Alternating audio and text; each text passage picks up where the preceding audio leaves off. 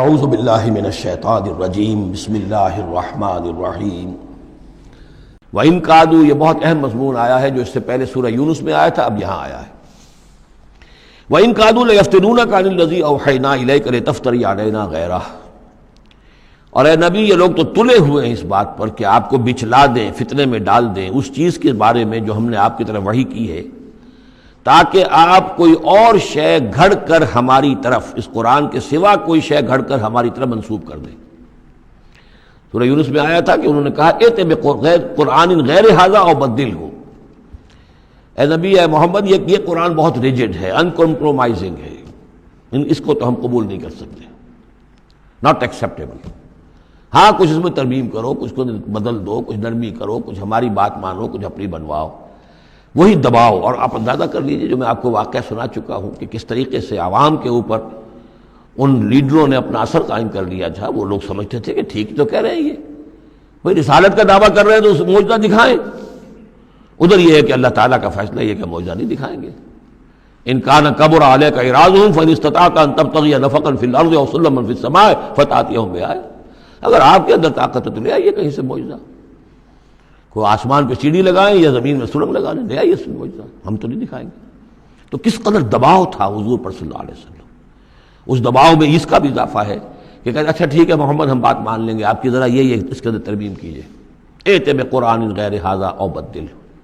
وہی بات یہاں ہے۔ وَإِن كَادُوا لَيَفْتِنُونَكَ عَنِ الَّذِي أَوْحَيْنَا إِلَيْكَ لِتَفْتَرِيَ عَلَيْنَا غَيْرَهُ، یہ تلے ہوئے ہیں کہ آپ کو بچلا دیں گے اس چیز سے اور منحرف کر دیں گے کہ جو ہم نے آپ کی طرف وحی کی ہے، تاکہ کچھ اور چیز گھڑ کر آپ ہماری طرف منسوب کر دیں۔ وَإِذًا لَاتَّخَذُوكَ خَلِيلًا، اور پھر یہ آپ کو اپنا دوست بنا لیں گے۔ دوست کیا، وہ تو بادشاہ بنانے کو تیار تھے،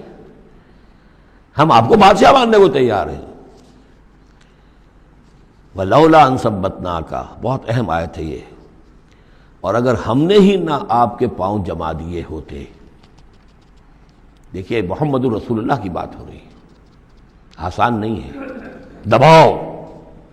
اس پورے پریشرز جو چاروں طرف سے پڑ رہے تھے۔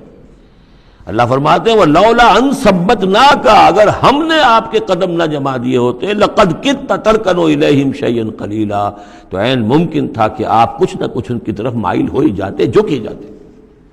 دباؤ اتنا شدید تھا۔ لولا ان ثبتناک، بالکل ویسے ہی ہے جیسے کہ حضرت یوسف کے بارے میں فرمایا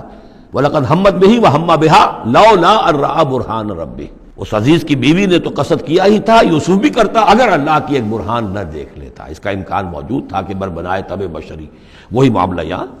وَلَوْلَا أَن ثَبَّتْنَاكَ، اگر ہم نے آپ کے پاؤں نہ جما دیے ہوتے، آپ کے دل کو جما نہ دیا ہوتا، آپ کو ثبات عطا نہ کر دیا ہوتا، لَقَدْ كِدتَّ، آپ تو قریب ہو گئے تھے، تَرْكَنُ إِلَيْهِمْ کہ کچھ شَيْئًا قَلِيلًا ان کی طرف جھک جائیں۔ اِذًا لَأَذَقْنَاكَ ضِعْفَ الْحَيَاةِ وَضِعْفَ الْمَمَاتِ، اگر ایسا ہو جاتا تو ہم آپ کو دگنی سزا دیتے دنیا کی اور دگنی سزا دیتے آخرت کی۔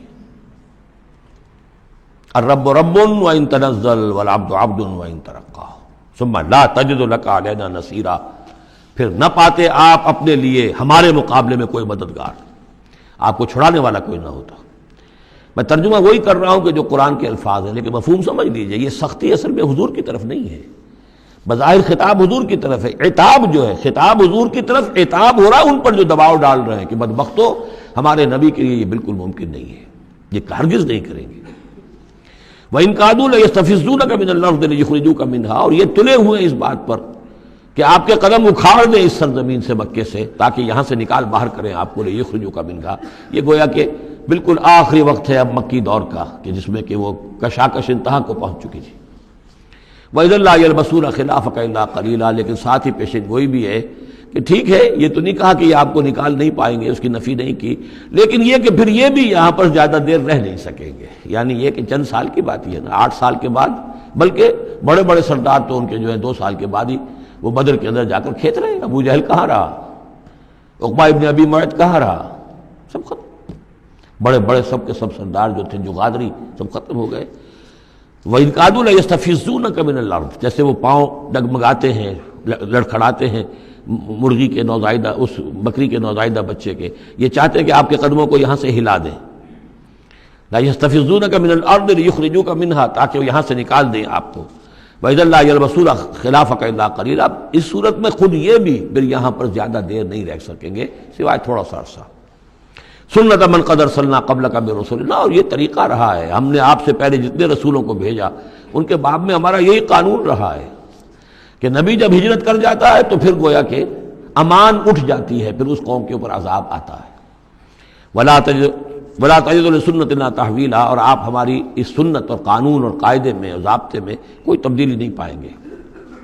صدق اللہ العظیم۔